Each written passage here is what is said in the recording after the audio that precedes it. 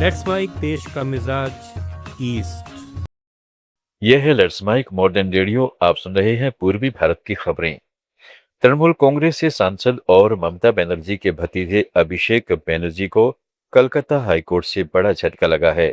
आंखों के इलाज के लिए उन्होंने विदेश जाने के लिए कोर्ट का दरवाजा खटखटाया था और मामले की जल्द सुनवाई की अपील की थी, लेकिन कोर्ट ने इस मांग को खारिज कर दिया। कोर्ट ने स्पष्ट किया कि अभिषेक बनर्जी की याचिका की सुनवाई सूची में निर्धारित क्रम के अनुसार ही होगी। इसे प्राथमिकता देकर तत्काल नहीं सुना जाएगा। कोलकाता में एक बड़ा हादसा हुआ है, जहां तारातला थाना क्षेत्र में ट्रांसपोर्ट डिपो रोड पर एक निर्माणाधीन गोदाम की छत गिर गई। इस हादसे में 2 लोगों की मौत हो गई। निर्माण कार्य में लगे 50 से 60 मजदूरों के मलबे में दबे होने की आशंका है। यह इलाका पश्चिमी कोलकाता में आता है। घटना की जानकारी मिलते ही पुलिस और प्रशासन की टीमें मौके पर पहुंच गई हैं। राहत और बचाव कार्य शुरू कर दिया गया है। बिहार सरकार ने राज्य में ग्रामीण पर्यटन और स्थानीय रोजगार को बढ़ावा देने के उद्देश्य से मुख्यमंत्री होमस्टे प्रोत्साहन योजना को मंजूरी दे दी है। इस योजना के तहत लोग अपने घर के खाली कमरों को पर्यटकों के ठहरने योग्य बनाकर होमस्टे के रूप में संचालित कर सकेंगे। सरकार इसके लिए आर्थिक सहायता भी उपलब्ध कराएगी।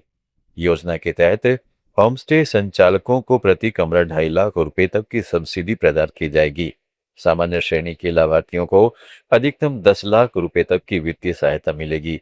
वहीं महिला उद्यमी स्वयं सहायता समूह तथा 18 से 25 वर्ष आयु वर्ग के युवा उद्यमियों को अतिरिक्त प्रोत्साहन राशि दी जाएगी, जिससे कुल सहायता 11 लाख रुपए तक पहुंच सकती है। बिहार में भरत भूषण तिवारी के एनकाउंटर के विरोध में भोजपुर जिले के शाहपुरा थाना क्षेत्र में महापंचायत हुई। इसमें बिहार के अलावा दूसरे कई राज्यों के लोग भी शामिल हुए। भरत तिवारी के गांव बिलोटी में बड़ी संख्या में लोग महापंचायत में जुटे। जन सुराज पार्टी के संस्थापक प्रशांत किशोर भी इसमें आए। उन्होंने भरत तिवारी के परिवार से मुलाकात की। उन्होंने इस मामले में बिहार सरकार को निशाने पर लिया और कहा कि गृह विभाग की भूमिका की जांच बहुत जरूरी है। ओडिशा के मुख्यमंत्री मोहन चरण मांझी ने भुवनेश्वर में कहा, आज महान स्वतंत्रता सेनानी तथा ओडिशा के पूर्व मुख्यमंत्री नवकृष्ण चौधरी की पुण्यतिथि है। हम उन्हें श्रद्धांजलि अर्पण करते हैं।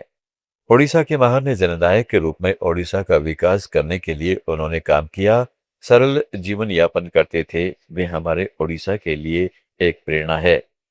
आज उड़ीसा की और भारतवर्ष की महान स्वाधीनता संग्रामी तथा उड़ीसा की पूर्व मुख्यमंत्री नवकृष्ण चौधरी का पुण्यतिथि है। इस अवसर पर हमने उनको श्रद्धांजलि ज्ञापन करता हूँ। छत्तीसगढ़ का बस्तर अंचल एक बार फिर धर्मांतरण के विवाद में फंसता नजर आ रहा है। वहां नारायणपुर जिले के बरंडा गांव में धर्मांतरण को लेकर उपजे विवाद के बाद पूरा गांव छावनी में तब्दील हो गया है। गांव के मूल आदिवासी समुदाय और धर्म बदलकर क्रिश्चियन बने परिवारों के बीच टकराव बढ़ा है।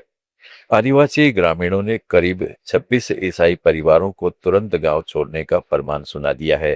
हालात इस कदर बिगड़ चुके हैं कि बेघर हुए ये 26 परिवार इस वक्त गांव की सीमा से बाहर एक शमशान घाट के पास पुलिस की सुरक्षा में शरण लेने को मजबूर है।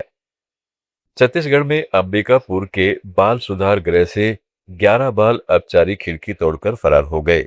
सूचना मिलते ही गांधीनगर थाना पुलिस मौके पर पहुंची और फरार नाबालिगों की तलाश के लिए आसपास के क्षेत्रों में अभियान शुरू कर दिया। दरअसल देर शाम तेज बारिश होने से सुधार गृह की बिजली गुल हो गई थी। अंधेरा हुआ तो नाबालिगों ने पहले सुधार गृह की खिड़की तोड़ी, फिर पीछे की दीवार फांदकर परिसर से निकल गए। यहाँ मुख्य द्वार पर 2 सुरक्षाकर्मी तैनात थे, लेकिन घटना पीछे के हिस्से से होने के कारण किसी को भनक तक नहीं लगी। रांची में जेएससीए इंटरनेशनल स्टेडियम में Jharkhand premium league T20 cricket tournament के फाइनल मैच के दौरान भगदड़ मच गई। घटना में कई लोग घायल हो गए, जिन्हें तुरंत अस्पताल ले जाया गया। घायल लोगों में 3 की हालत गंभीर बताई जा रही है। यह घटना स्टेडियम के वेस्ट गेट पर उस समय हुई जब बड़ी संख्या में लोग स्टेडियम में घुसने की कोशिश कर रहे थे। लीग के फाइनल मैच के लिए कोई एंट्री फीस नहीं थी।